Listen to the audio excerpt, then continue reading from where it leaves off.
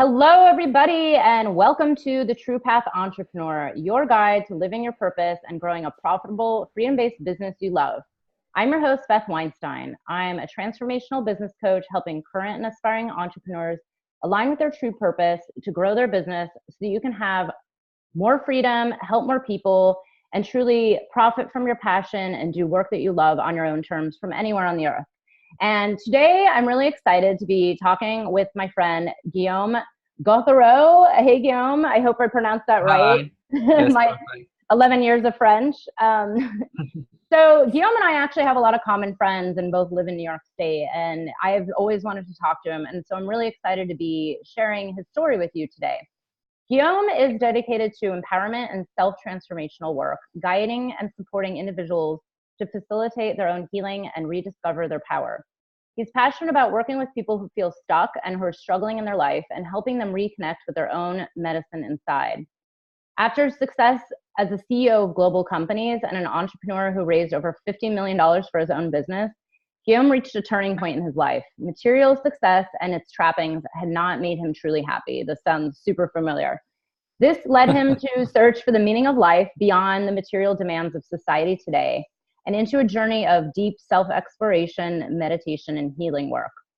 Over the last 10 years, Guillaume has had the opportunity to study and meditate with master healers and teachers of all faiths. Along with his own life experience, Guillaume is trained in Reiki, Sufi healing, sound healing, meditation, shamanism, and he's currently doing a certificate. He's getting certified in the science and art of herbalism. And in 2015, Guillaume opened his own The Sanctuary Healing Center on his property in the Catskills, where he does in-depth work with his clients, hosts really awesome workshops, and cultivates the land for organic farming, plant medicines, and honeybees. This is totally my dream. His focus is to work with CEOs, leaders, executives, and individuals who seek personal healing, transformation, and stepping in fully into their life purpose.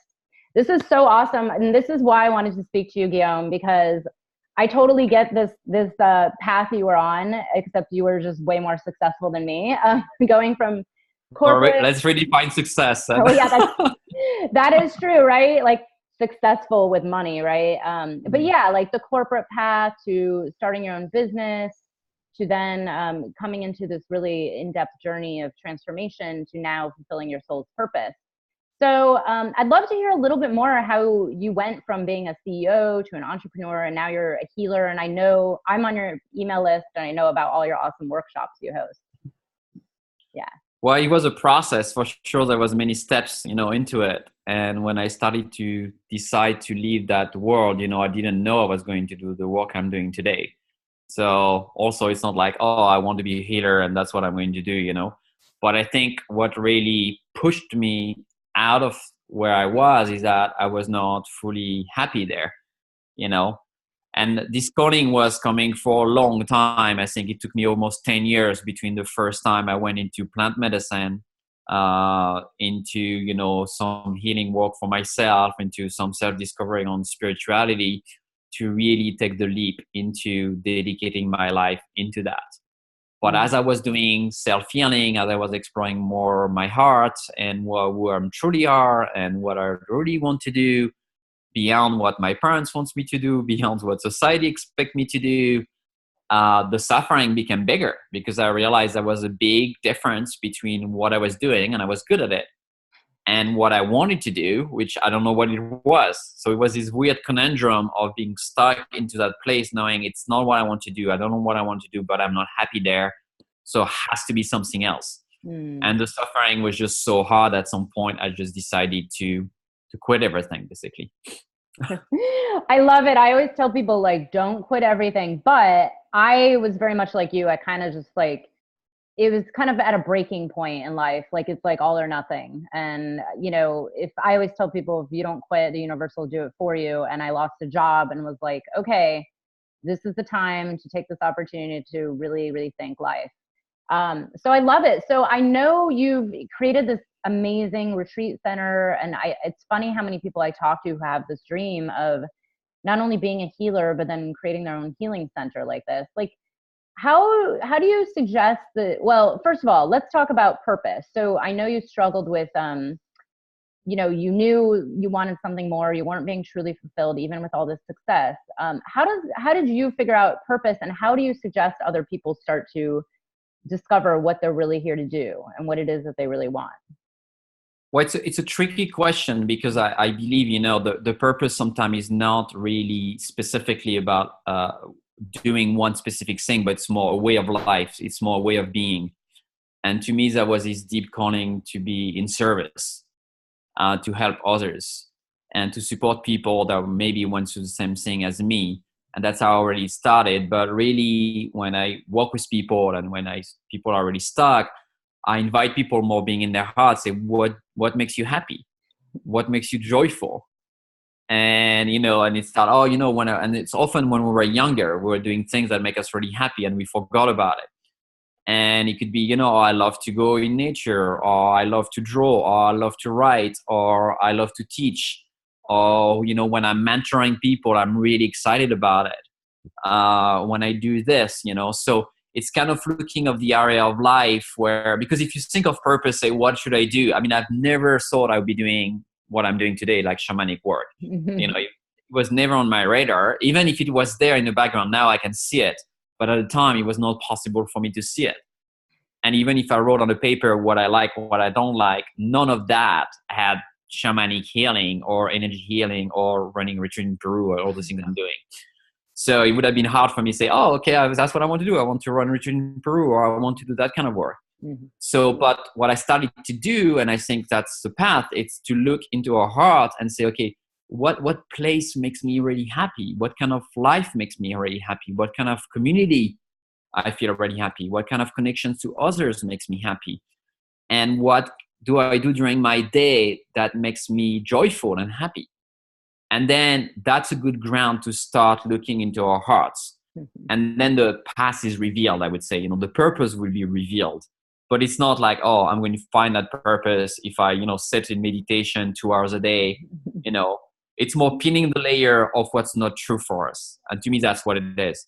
It's a process of saying, that's not making me happy. So that's not it. That's not making me happy. That's not making me happy. And when we remove all that, we start getting more clarity. But it's more going at the things like, okay, I don't like this. What makes me happy? And getting closer to that. Mm-hmm.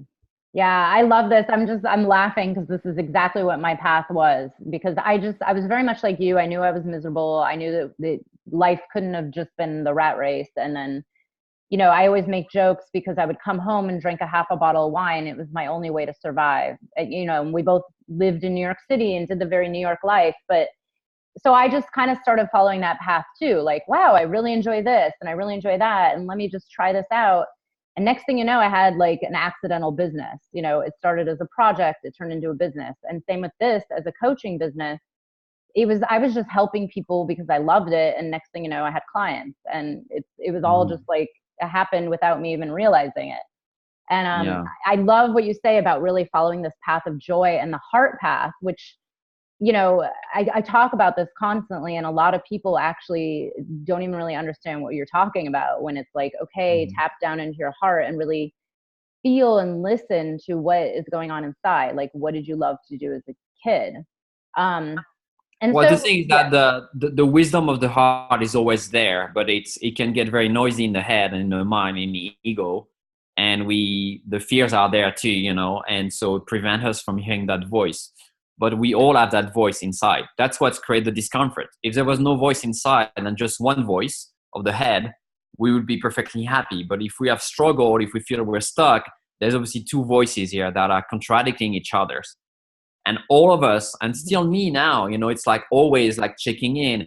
Is it based on fear? Is it based on what I know? Or is it based really on my heart and what I'm called into?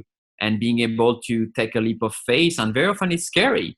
To step into a voice that's maybe not as loud, not as clear, but knowing that's the right path to take. And that clearly require training, I would say, practice for sure. It's not something that naturally in the Western world, we're so used to go through with our mind and with the fears and all around us through our parents and our genetics and, society, that it's hard to listen to that voice and to trust it. Oh yeah, I hear you. I'm like shaking my head because I'm like, you're right. Like even I agree. I'm every day there's something that comes up where I'm like, okay, what is the intention behind that? Like, do I do I truly want to do that, or am I doing that because I'm supposed to, or because there's a, like if there's scarcity that comes up, or time, like the prison of time, like, never enough time, which I don't buy into anymore. But yeah, it's the same thing. It's like tapping down into like, okay, what's my truth and what feels right? And, what's going to lead me onto this path of joy and love and my deeper mission. So I love that you bring that up. And I love, the split between the mind and the heart. And you're right. Like, it's a very Western thing. I mean, especially us in like the New York area is just so 20 years of this lifestyle. Yeah, I think all the corporation world, all the Western mind, all the big cities and all that city life, and it gets us into this rat race, And the problem, I think, is that we believe we have time. Yeah. We believe, I can do that in 5 years or in 10, but we don't have time, and that's our biggest mistake we do, because we might get sick tomorrow. Something might happen, and then we're going to regret. I think opportunity might go away, and that belief that somehow I can do it later, it's really one of the worst beliefs we can have, because we think we're young, but we all have friends around us that when they get a cancer or an accident, something, and they're like, oh my gosh. It's a reminder that we need to act now, because there's no other better time than now. Exactly. I write about this all the time, and for me, and I like exactly what you said. It's like I lost my dad very suddenly. He died prematurely. My brother's best friend died at the age of 40 with 3 kids, which is completely out of the blue. And you're right. Everybody's like, oh, later I'll take up art, later I'll write my book, later I'll become a healer. And it's like, no, why not now? There's always a way to pull it off. So that's actually, because I get a lot of clients who are healers, and I find that, there's a lot of people out there that are really being called towards the path that you're called on, to really help others and help, get their healing arts out to the world and really serve people. But I find so many people seem to struggle with this. They really like, it's obviously, we know it's the fear of like, how do I make money? How do I get this off the ground? How do I get clients? Like, what do you talk, I'm sure you get this a lot, but what do you say to people who want to start a healing practice as a business? Like, what is the first tip you would give for people to start doing it and get clients?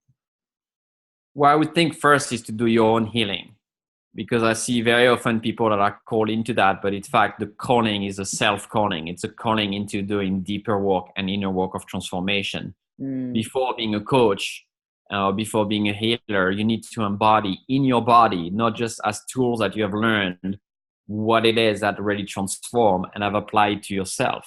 And it's a beautiful calling to have, to want to help others, but you're not going to be able to do it if you haven't helped yourself first. If you haven't looked yet at where I don't have self-love, where I still have self-blame, where my self-worth is still not perfect, where do I have those fears that are still residing in me? How can you guide someone to go through their fears if your biggest fear, you're afraid of it and you don't want to tackle it? So you need to go tackle your monsters. Like I say, tame your monsters and know your monsters. And once you know them and you have some embodied tools on how do you work with your own trauma, with your own problems, with your own shadows, then you can really go at it. You can always take workshops on how to coach people and how to heal, and you can learn Reiki and all of that. But I think the true embodiment of the path as a healer, which could be through teaching, which could be through writing, which could be through many ways. It doesn't have to be through body work or through energy work. There's many ways to heal our communities, to heal the earth, to heal others.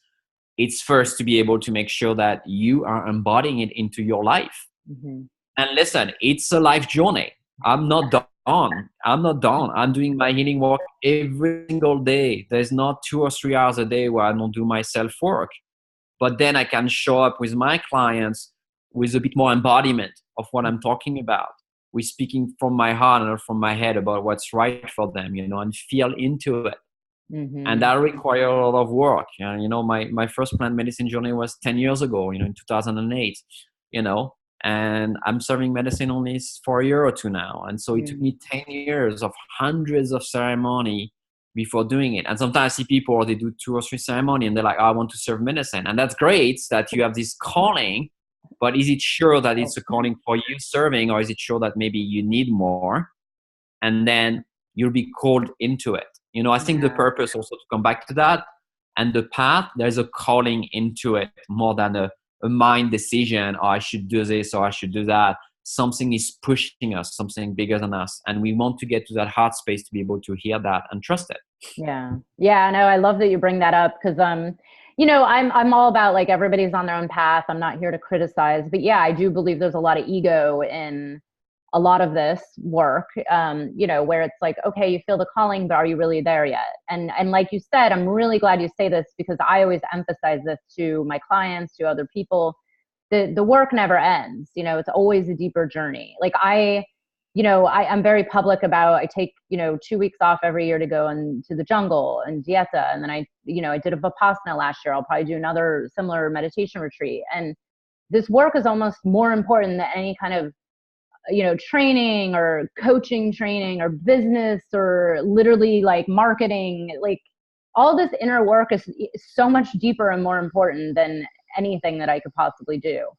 And I know that because I see it in the results and I see it in clients' results and then, in their lives and then what they bring to the world. And I agree. I love that you say that. And it's such a good perspective too, because, it's really interesting. The world is changing. And I constantly feel like, okay, this is also beautiful. We're all on this great path. At least everybody I'm surrounded by is doing some amazing work in the world.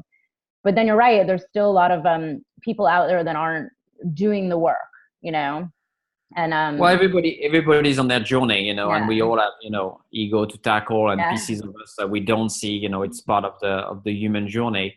But for sure, when we have a calling to be in a path of service, it requires so much to be of service that I think until people really get there and do their own work, it's almost impossible to be really of service because it's going to take so much out of you.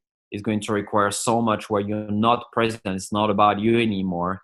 That your life as you might want it or would like to control it is not going to look the same way. And be available 24/7 and, and have a presence of heart and being calm and being loving and compassionate and empathic with your clients at any given time require a lot of self-work. There's just no other way. Because if not, you're going to get triggered and you're going to get tired and you're going to get angry or judgmental. And until you can feel that deep connection with everyone and this no separation with others, it's really hard to really serve. I think. Yeah, no, I agree. And it's so beautifully said. It's this is such important work. Always start with yourself first. It's like, this is the most important person on the earth to heal is yourself. Now I have a question about, this notion of transforming, like someone really, as we know, we work with a lot of people who are really on this path of, like knowing something's up, like something doesn't feel right in my life. I need to transform and I have all these dreams and I'm nowhere near them. Like, what are some tips you have for people to, really, like you said, embody this in their day-to-day life? A lot of people think, oh, I can't do this at work, because I'm an accountant in this large corporation, or I have to hide who I am because I need my job to make money. But how can they actually bring all this, this path of coming into purpose and coming into, the authenticity path? How can they embody this in their day-to-day life? Like, how can someone get started on this? Well, there's a few answers to that, but I think one thing that's important is to not separate the spiritual life from the life. To me, life is spiritual 24/7 since I'm born and maybe before I was born and after I'm dead. And, there's not a separation of what's spiritual and what's not spiritual. And very often people separate it and they see, oh, when I meditate or when I do yoga or when I do that, this is spiritual work or prayers. But when I don't do that, I'm not doing my work. And I think that's the first concept we need to break down to realize that we are a spiritual being, with skin on, and we're walking around like that. And so we always have spirits, whatever it means for everyone. We can all have a different definition, but we always have this thing that's moving through us, that's moving our blood and beating our hearts. And so there's something much bigger here that's at play. The second aspect, I think, is to recognize that to be able to hear that voice and to create space for it, we need to give it space properly. So even if you are in a busy job, even if you're a mom with 3 kids, even if you have someone to take care of, how many times a day do you stop, slow down, and silence your mind to say, hey, I'm going to listen to my heart for 5 minutes. If you dedicate 18 hours a day to others and 0 minutes a day to yourself, you're clearly going to be on the wrong track at some point. So it's cultivating that heart space and that inner silence, that inner inquiry, which doesn't prevent you from being at work, which doesn't prevent you from doing the dishes or being with your kids, but always have that going on. And obviously at the beginning, it's more by taking that space for yourself on your own. But as you develop that space never stops. I always say to people, I have 1 foot here and 1 foot in the spirit world all the time. I've always had that inner reflection. So I'm always here as a human being and incarnated. I'm not escaping, because that's also the risk. Spiritual bypassing is very frequent. That I'm doing those practices and I'm feeling good there. But it's almost like taking a pill, and then the pill phase off, and I need to take another pill. I need to go on another retreat. I need to do another ceremony. I need to do another work. And that's the wrong way to look at it. It's the better way is to say, okay, no spiritual bypassing here. My life is spiritual and I am spirit. But how do I embody myself as a human being? I decided to be incarnated in this skin, in this male body as Guillaume and as whatever that means. How do I move spirit through my life, through my words? Being present with you right now, being present with my lover, being present with my parents, being present with my friends, with the earth, with my community. And how spirit moves through me as I am in action in life, not just when I'm praying or I'm in meditation or I'm doing a retreat. And then when you stop separating it, you can see more easily how you can embody and bring those tools into life. They are tools for life. They are not tools for meditation. Doesn't start when you're on your meditation pillow. Meditation starts when you're going into the street of New York City. That's when you can embody it. My spiritual work doesn't start when I'm standing in prayer. I mean, it's great, it's beautiful, I like it. But it is when I'm talking to someone that's struggling, or I'm just being in a conversation with a friend, or I'm being triggered by something. Can I bring that there? Can I be present also as this, loving presence that also I am, while I'm being triggered in my, embodiment of being Guillaume? And can I embody that at the same time? So it's this dual and non-dual space that we're called to embody at all time. And it's difficult. And that's the work. Yeah, that's the work. I'm just like, I'm like shaking my head. Yes. Cause you're right. It's so beautifully said, because you speak the truth. I mean, I know this just from my own experience of going deep into utter darkness for over a year. Like, it was, I don't know, everybody says I had this dark soul of the night, and going really, like embodying all the good and bad of life. It's not, everything isn't all about like, oh, the next ceremony, or, oh, the next beautiful meditation retreat or yoga, whatever. It's not, it's about owning all the good and bad, and really bringing this to the day to day, to every moment of presence, and I'm just laughing because I have a client where a huge amount of the work has just been creating space. Like literally that's it. And it's so, I can relate to her because I used to live like that many years ago. Like, again, she's in a major city. She works a very demanding corporate job. She makes great money. And it's just the constant, like to the point where she was getting sick. Like I got really sick many years ago, and this is how the body reacts. And, this is why I'm trying to, I know this is part of your work too, but trying to get this message out, like, hey, everybody, there's a way to avoid this before you're on your deathbed. Like you can actually start to do this work now. But for some of us, it takes hitting rock bottom, like losing jobs. It does. And very often it does, very often it's needed, to realize what we are losing and what's needed and what change we need to make in our lives, and very common that we get there at some point. Yeah.